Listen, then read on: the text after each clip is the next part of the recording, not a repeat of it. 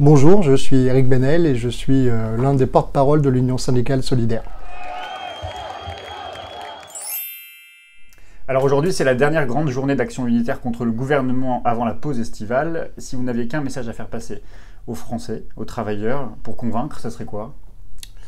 Le premier message, c'est de dire que c'est pas la dernière journée de mobilisation et de grève, puisque déjà nos camarades cheminots vont de nouveau être en grève les 6 et 7 juillet. Et donc le message que qu'on souhaiterait faire passer à tout le monde, c'est que nos camarades cheminots, contrairement à ce que le gouvernement a essayé de faire croire, ne se battent pas que pour leur statut et que pour eux. Ils se battent pour tout le monde et pour un service public pour toutes et tous. Comme ça a été le cas dans d'autres pays où il y a eu une transformation radicale et une libéralisation radicale des chemins de fer. Je pense à ce qui s'est passé en Angleterre notamment, avec les conséquences qu'on connaît. Ils se battent pour que le service public puisse perdurer, pour que chacune et chacun puisse prendre le train et qu'il n'y ait pas, comme c'est le cas aujourd'hui, le train à plusieurs vitesses, le TGV pour les gens qui ont les moyens, et puis des trains corail dans le pire des états, et avec des trajets chaotiques pour ceux qui n'ont pas les moyens. Ça va être un service public pour tous, et tout le monde doit avoir le droit de pouvoir circuler. Vous avez appelé, effectivement, vous l'avez dit, à la poursuite de la grève de la SNCF pendant l'été, à commencer par ce premier week-end de vacances. La stratégie diffère d'un syndicat à l'autre. Vous êtes inquiet quand même pour l'unité syndicale et l'ampleur de la mobilisation du coup? Écoutez, oui, l'unité depuis l'élection d'Emmanuel Macron est un combat constant. À peine l'élection avait eu lieu que nous, on avait appelé côté solidaire à ce que tous les syndicats s'unissent, puisque comme le projet libéral était très clair, il fallait tout de suite construire une riposte. Pour l'heure, nous n'avons pas réussi à construire l'unité des organisations syndicales. Elle a existé dans quelques secteurs, de manière sporadique, avec beaucoup de divergences sur les stratégies et les tactiques. Et on voit bien que ça ne fonctionne pas de cette manière-là. Par contre, on voit que quand l'unité se fait à la base, avec des stratégies et des tactiques résolument offensives, là, il peut y avoir des victoires. Ça a été le cas, par exemple, au début d'année, du côté des gardiens et des gardiennes de prison, qui, en quelques jours, en se mobilisant de manière extrêmement forte, ont pu obtenir des avancées. Donc cet exemple, on doit l'avoir en tête dans la manière dont on construira les mobilisations à venir. Vous n'avez pas peur quand même qu'un nouvel échec ou une nouvelle mobilisation encore sur la question de la SNCF, sans obtenir quoi que ce soit, ou en tout cas sans obtenir d'avancée, on n'en sait rien, peut-être qu'effectivement ça peut permettre l'abrogation du projet SNCF, mais quand même que cette mobilisation justement démobilise aussi plus encore que ça ne l'est jusqu'à maintenant? Il n'y a pas de peur à avoir, il y a juste une lucidité sur la situation. Bien évidemment, la situation, elle est compliquée. Il y a, comme vous le disiez, une division syndicale, des divisions sur les stratégies et sur les tactiques. Mais par contre, en face, il y a une force gouvernementale qui, elle, avance de manière résolue. Et face à ça, il faut avoir un message clair et audible, et une stratégie claire et audible. Pour nous, ce qui est important dans cette période, c'est justement de porter ce message. Premier message, il faut avoir une mobilisation qui soit radicale dans ses formes et dans sa durée. C'est-à-dire, on ne peut pas se contenter de mouvements épisodiques, ni tous les 2 mois, ni 2 jours sur 5. On voit bien que ça ne permet pas d'aboutir. Donc, il faut réfléchir à ces stratégies, ces tactiques et passer sur des mouvements qui s'ancrent dans la durée. Deuxième élément, il faut permettre que les luttes puissent s'assembler et ne s'opposent pas. On ne peut pas avoir d'un côté la fonction publique, d'un autre côté les cheminots, d'un autre côté encore les EHPAD et encore d'un autre côté les étudiants.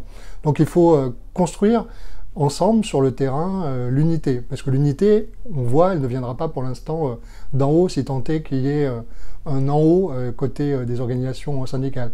Donc ces 2 messages-là, c'est pour nous les 2 messages importants à faire. Qu'est-ce qui vous frappe le plus dans cette première année de quinquennat d'Emmanuel Macron par rapport au précédent quinquennat? Est-ce qu'il n'y a pas plus encore une volonté justement de réduire à peau de chagrin la fonction même des partenaires sociaux, des syndicats? Alors nous, on ne se considère pas comme des partenaires sociaux, parce que partenaire, ça voudrait dire qu'on serait sur un pied d'égalité. On n'est pas dans un pied d'égalité. On est des adversaires sociaux plutôt que des partenaires. Deuxième élément, il nous semble qu'un des éléments essentiels à retenir de ce première année de quinquennat, c'est que la stratégie qui a été suivie par un certain nombre d'organisations syndicales de penser qu'on pouvait négocier le moins pire, elle a volé en éclats pendant cette année, et que donc il est important que ces organisations et les militants de ces organisations se posent leurs questions sur est-ce que cette stratégie, dans cette période-là, elle a encore du sens. Nous, on pense que non. On pense que, comme je le disais à l'instant, il faut construire des luttes de manière forte. Sinon, le mouvement syndical tel qu'il existe pourrait se retrouver complètement balayé. Enfin, en tout cas, une partie pourrait se trouver balayée. Nous, on pense qu'un pôle radical doit se construire, doit se développer, doit s'organiser et doit s'élargir pour permettre d'aller vers une autre forme de lutte et une autre forme de syndicalisme. Hier, nous recevions le député de la France Insoumise, Hugo Bernalicis, et il est député du Nord. Il vous a posé une question. Il vous demande finalement si la stratégie, vous l'avez un peu dit, mais si la stratégie qui a été celle des grèves alternées et des mobilisations du week-end initiées par des mouvements politiques. La France Insoumise était à l'origine, avec François Ruffin, de la manifestation du 5 mai, la fête à Macron. Est-ce que c'est ça qu'il faut renouveler à l'avenir? Est-ce qu'il faut mélanger les formes de mobilisation, les grèves d'un côté et le week-end pour que la plupart des gens puissent participer à ces mobilisations? Alors déjà, au jour d'aujourd'hui, j'aurais rappelé à ce camarade député qu'il y a beaucoup de gens qui travaillent le samedi et le dimanche, et donc que les mobilisations elles doivent pouvoir se faire tous les jours. Deuxième élément, pour nous, comme je l'ai indiqué, ce qui nous semble important, c'est de construire le rapport de force. Et le rapport de force, il se construit en général quand on commence à toucher aux nerfs vitaux de l'économie et par le blocage de l'économie. Donc c'est ça qu'il faut construire. Et après, il ne faut pas se tromper non plus d'adversaires. Nos adversaires, c'est à la fois le gouvernement, mais aussi le MEDEF. C'est pour ça que, côté solidaire, on prépare une manifestation pendant les 20 ans de l'université d'été du MEDEF, à jouer en Josas le 29 août.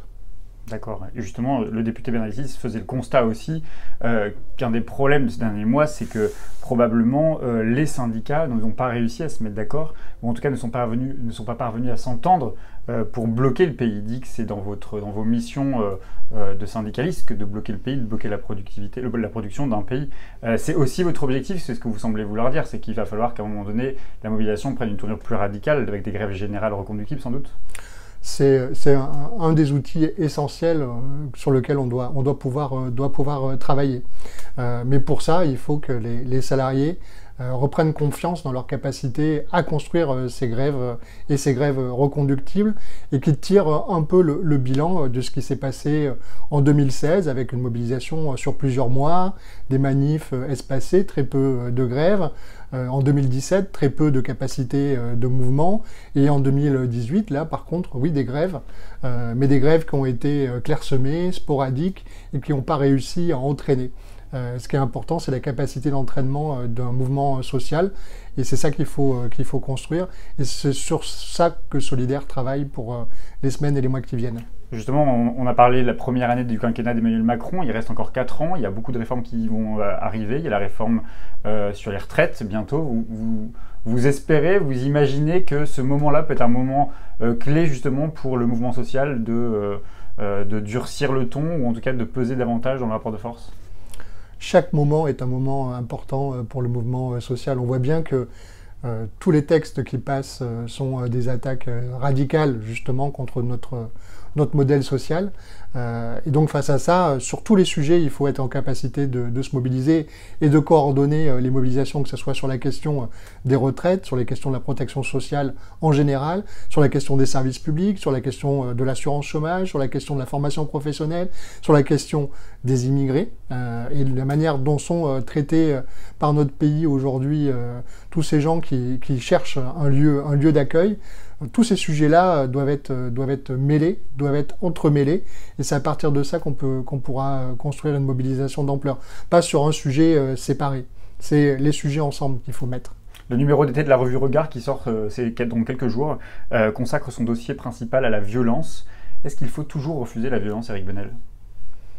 En tout cas, la violence patronale, bien évidemment, il faut se battre contre elle. On la vit tous les jours. C'est une violence qui licencie des salariés par centaines. Il y a encore un nombre important de plans sociaux. Je pense par exemple à des plans comme ceux chez Ford, mais il y en a beaucoup, beaucoup d'autres. Il y a la violence aussi dans les lieux de travail. Entre les accidents, les morts sur les lieux de travail, les suicides au travail qui sont extrêmement nombreux. C'est cette violence-là qu'il faut combattre. Et pour répondre à cette violence, il faut utiliser la violence. Et c'est pas la violence, c'est juste répondre à la hauteur nécessaire. Justement, en tant que syndicaliste, on l'a vu lors des dernières manifestations, il y a pour certains militants une défiance, voire une méfiance des organisations syndicales qui conduit parfois à une auto-organisation, les black blocs, les têtes de cortège. Ça vous inquiète ou au contraire vous dites qu'il faut accompagner ces nouvelles formes d'organisation qui ne sont pas si nouvelles mais qui en tout cas, on l'a vu, prennent une dimension bien plus importante aujourd'hui? Non, ça ne nous inquiète pas plus que cela. Après, Solidaire a toujours travaillé avec l'ensemble du mouvement social. Et quand on est dans un cortège, on considère qu'on fait partie de l'ensemble du cortège. Il n'y a pas une tête, une queue, et des qui dirigent et des qui ne dirigent pas. On est, nous, pour l'horizontalité et non pas la verticalité. Et donc les formes d'auto-organisation nous ont toujours convenu et font partie de notre manière de construire du syndicalisme à la base. Et c'est sans doute qui a manqué dans les mouvements récents, à la SNCF ou ailleurs, c'est la capacité des bases de s'organiser et de prendre la main sur la construction des mobilisations. J'ai une dernière question, Éric Benel, vous l'avez un peu abordé, la question des migrants. Je vois derrière vous un atlas des migrants, justement, on est dans les locaux de Solidaire. Il y a certains sujets de la contestation politique, gouvernementale, sur lesquels on voit assez peu les syndicats, et c'est vrai que la question des réfugiés, la question des migrants, on voit peu les syndicats, peut-être que vous allez nous dire le contraire, mais est-ce que c'est une priorité, la question par exemple des travailleurs sans papier? Pour nous, c'est un sujet essentiel, sur lequel, comme beaucoup, on a des difficultés à mobiliser, soyons lucides là-dessus, mais en tout cas sur lequel on travaille et on s'emploie.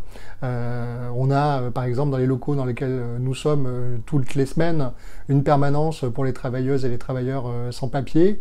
On soutient les mobilisations qui ont cours.